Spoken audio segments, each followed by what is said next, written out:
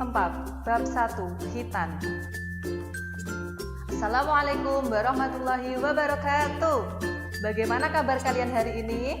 Ustazah harap kalian semua dalam keadaan sehat dan selalu dalam lindungan Allah Subhanahu wa Ta'ala. Hari ini kita akan belajar mata pelajaran fikih. Sebelum itu, perkenalkan, nama Ustazah adalah Ustazah Nila. Selanjutnya, kita awali pembelajaran hari ini dengan membaca basmalah dulu ya. Bismillahirrahmanirrahim. Pertama, yang poin A, kita akan membahas tentang pengertian dan sejarah khitan.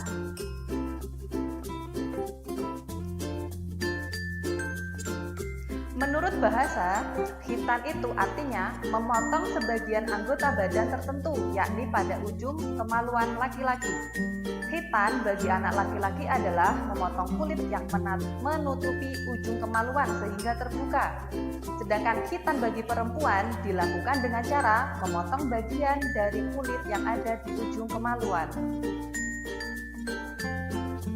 Khitan menurut ulama.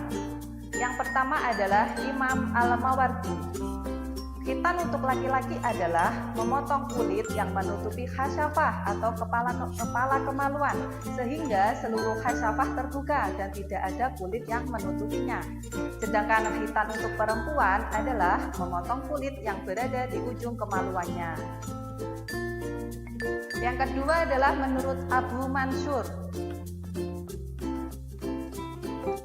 Khitan berarti bagian yang dipotong dari zakar, yakni kulit yang menutupi khasyafah atau kepala kemaluan sehingga berubah bentuknya.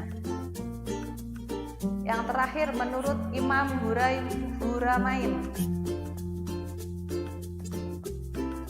Khitan adalah bagian yang dipotong dari khuluq, yakni kulit yang menutupi khasyafah sehingga berubah bentuknya.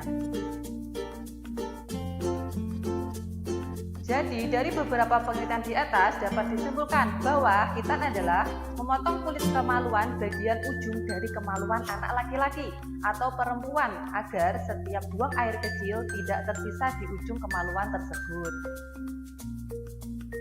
Selanjutnya adalah sejarah khitan. Khitan pertama kali dilakukan oleh laki-laki yaitu Nabi Ibrahim alaihissalam. Sedangkan perempuan pertama yang melakukan khitan adalah Siti Hajar yang tak lain adalah istri Nabi Ibrahim alaihissalam. Nabi Ibrahim alaihissalam ketika itu melakukan khitan saat usianya 80 tahun. Dan selanjutnya setelah Nabi Ibrahim melakukan khitan disusul oleh Nabi Ismail alaihissalam yang tak lain adalah putra Nabi Ibrahim alaihissalam saat usianya 13 tahun.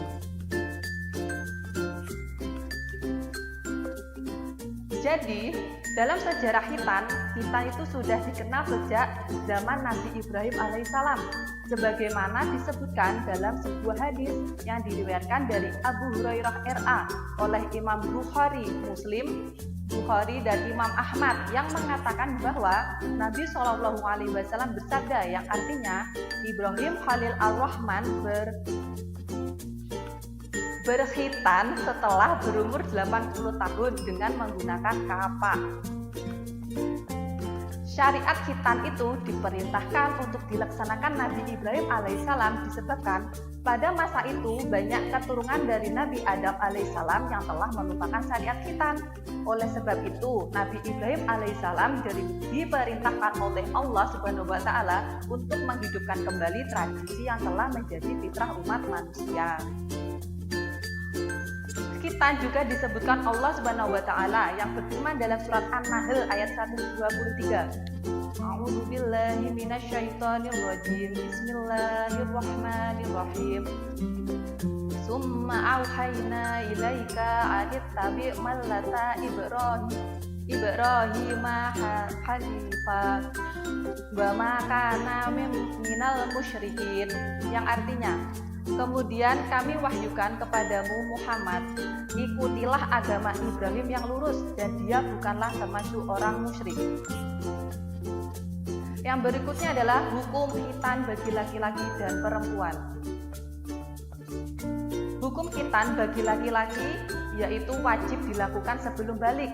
Sedangkan hukum khitan bagi perempuan hukumnya sunnah atau hanya sebagai penghormatan. Pelaksanaan khitan itu disunahkan dilakukan saat masih bayi berumur 7 hari karena Rasulullah SAW telah melaksanakan akidah dan khitan untuk kedua cucunya Hasan dan Husain di hari ke-7. Selanjutnya adalah manfaat melaksanakan khitan.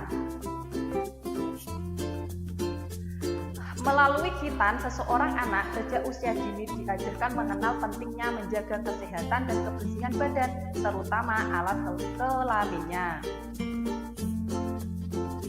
Dan menurut para dokter, khitan itu bermanfaat bagi kesehatan karena membuang anggota tubuh yang menjadi tempat persembunyian kotoran, virus, bakteri, dan bau yang tidak sedap. Nah, khitan merupakan syariat Islam yang harus dilaksanakan karena mengandung nilai ibadah, menjalankan semua perintah agama, dan apa yang dilakukan oleh Nabi Muhammad SAW merupakan ibadah.